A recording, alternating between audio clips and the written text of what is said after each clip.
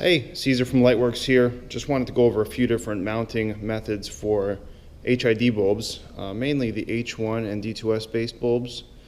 Got a few different projectors here I'm going to go over on how to install your bulb.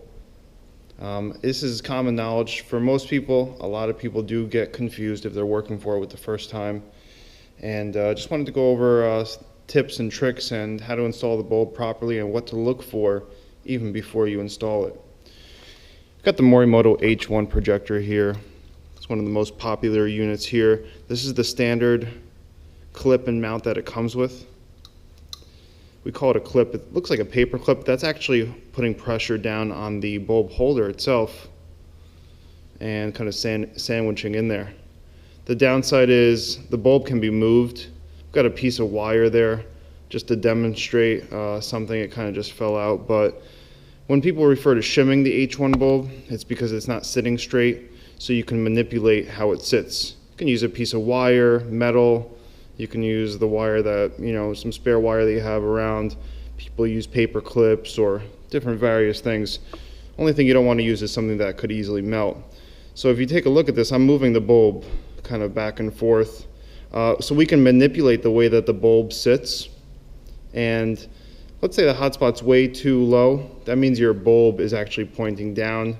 If your kind of projector is flaring up and there's no real hotspot, it means the bulb is too high. So you can manipulate the way that this sits. This can also be twisted in here. So a lot of the H1 beam pattern problems that people see are related to the way the bulb is sitting or the way that the bulb is manufactured. Whenever you're working with this is the only one that you really need a plier for. You actually push to the right and kind of pull it off. I don't recommend doing this on the car. A lot of people lose this clip specifically, kind of falls out. So if you have a bulb issue, you're going to want to take a look at the bulb. Is your capsule straight? If not, get a new capsule, get it replaced under warranty. This one actually looks pretty good.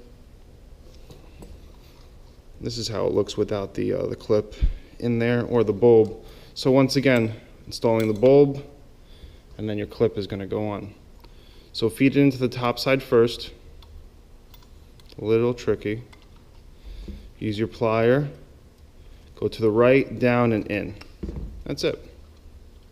Now Morimoto came out with a new bulb style, the Morimoto holders. So this gets screwed on in place of that metal plate that you see on the right with that paper clip design. So you remove the 3 screws, slip this piece on. It's a 3-piece design. We got something like this. You see that little tab, a little notch on the left-hand side? That needs to meet up with that. So it's going to be, that opening is going to be in the 12 o'clock position. You could see how nice and level that is. It's going to sandwich your bulb in between the holder. And last piece is this piece that I've already kind of put on here. So it's going to go in just like normal. Once you place this piece inside, you want to kind of rotate it to make sure it's sitting nice and even. So it's got to lock into place. If it's not locked into place, your bulb is going to get, misseated wrong. And then you're going to spin this piece on. Don't do this while the bulb is hot. You can melt this plastic or this material. I've noticed that. You're going to thread it on. Then you're going to want to make sure that everything is seated straight. And it's not. You can see my piece moved. So once again, we're going to sandwich it in. Then we're going to slip this piece on here. So I'm taking a look to make sure everything is tight. Look, I can't even move the bulb like I could on the other one. So that's why these Morimoto holders are great. Make sure that's nice and straight. You can still shim. You shouldn't need to if your capsule is perfect. But rarely do we see a perfect capsule. I can't even move this left and right or up and down. So anything you do is going to be sandwiched under the piece that we just screwed down. So any kind of shimming, you're still going to do it underneath here. Then you're going to sandwich it back together. So that's the Morimoto H1. The holders, these holders work on the Acmes or the Super or other generic H1s as well, as far as I know. Just make sure everything is even. and squeeze this back down. We had a few people that were a little confused on how to install the new Morimoto holders. I'm going to go to the next design. This is probably the most common. It's a Morimoto FXR projector. It's a bulb clip. You feed it upward. It does the same thing. It's going to sandwich kind of the bulb in there. Make sure the tab is lined up. See that notch? And push this down. That's it. Push those ears in. Whenever you install an HID bulb, you want to make sure visually it looks straight. If it's not, it could be misseated. It's very easy to misseat a bulb, and then everything is going to be off after that point. So this looks good. To remove, press down, and I'm pushing this up, and my bulb comes out. Very straightforward.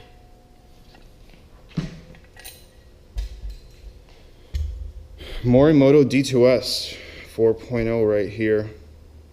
These are a little bit of a pain. I know people hate the springs and this lock nut. A little trick that I've done here, you can see I've notched out with a Dremel 2 little notches right next to those little tabs. And that's actually so the bulb can fit through very easily. You could see how nicely that goes through. This makes it a lot easier. Otherwise, the bulb kind of tends to rub and it's hard to get it in place. So first thing that you do, push the bulb in, get it seated. Once again, you're looking for that 12 o'clock seat. Can't be like this. It's got to be lined up. The spring, once again, a big pain. You're going to kind of want to push it down and let it just chill there. We're lining up those 2 tabs that I've made. You don't have to do that, but I find it a lot easier with the tabs on the 9 and 3 o'clock position. And you're just pressing down.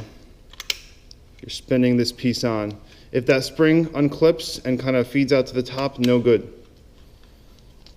You don't want any part of that spring hanging out. And I kind of got lucky. If you're doing this once for your first retrofit or twice, no big deal. The builders, professionals, they kind of battle with this pretty often, but we've got this sitting nicely. Once again, you're looking to make sure the bulb is straight, the bulb is not cocked to the left or to the right. To me, it looks pretty perfect. To remove, we're just untwisting counterclockwise. You can see the spring kind of came out. If you see that, once your bulb is seated, you cannot leave it like that. The spring has to be under that piece. So that's where kind of the headache comes from, because a lot of times these get stuck together. It's kind of annoying. So once again, bulb in, then your spring, and then this kind of goes over it and tightens. So that's the Morimoto D2S. Got the TLR system here. I love these bulb holders. Everything works so nicely. What's different about this projector is you don't install this in here first, like you would think, because this is our holder. So it's a little different. We're actually going to hold this holder and slip the bulb in first. Okay, so slip it in. Then you're going to push in here and line up the top tab. Once your top tab is lined up, spin this piece until you feel it kind of recess and fit in. This thing's amazing because it always seats the bulb properly. I've had a few people that kind of had a weird beam pattern. I was shocked because I wasn't really sure how they were installing it.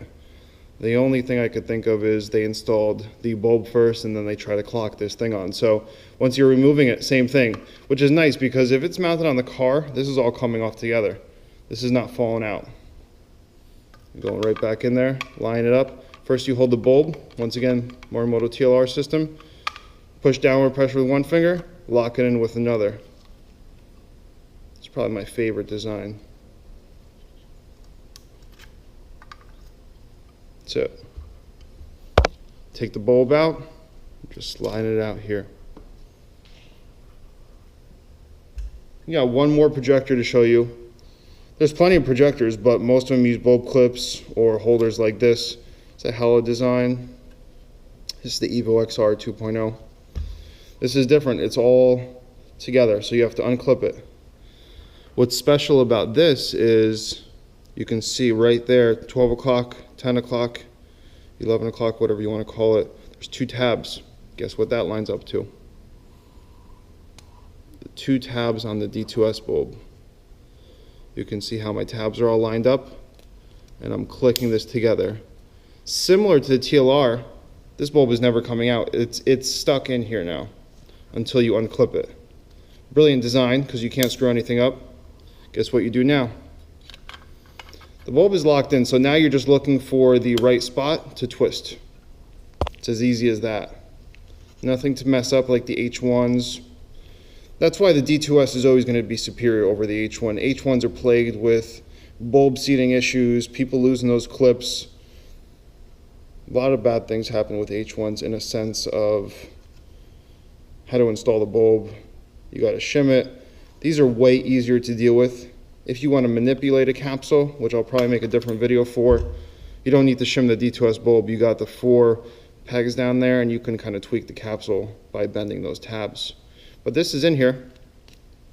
Take out the bulb. Done. Once again, you have to line it up. This is the Evo XR 2.0. You're going to find this kind of mount on other Hella designs like the G5. So these have to be lined up before you do anything else.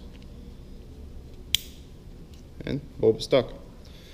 Hopefully this answers some questions that some people may have had. We get emails and inquiries pretty much daily on how to troubleshoot or how to install a bulb. This is it. So we went over a few different styles of bulb mounts, clips, tabs. Hopefully this video is useful. But subscribe to our channel. Check out our website, www.lightwerkz.net. We have a lot of different products on our website, and we look forward to hearing from you. Thanks a lot and have a great day.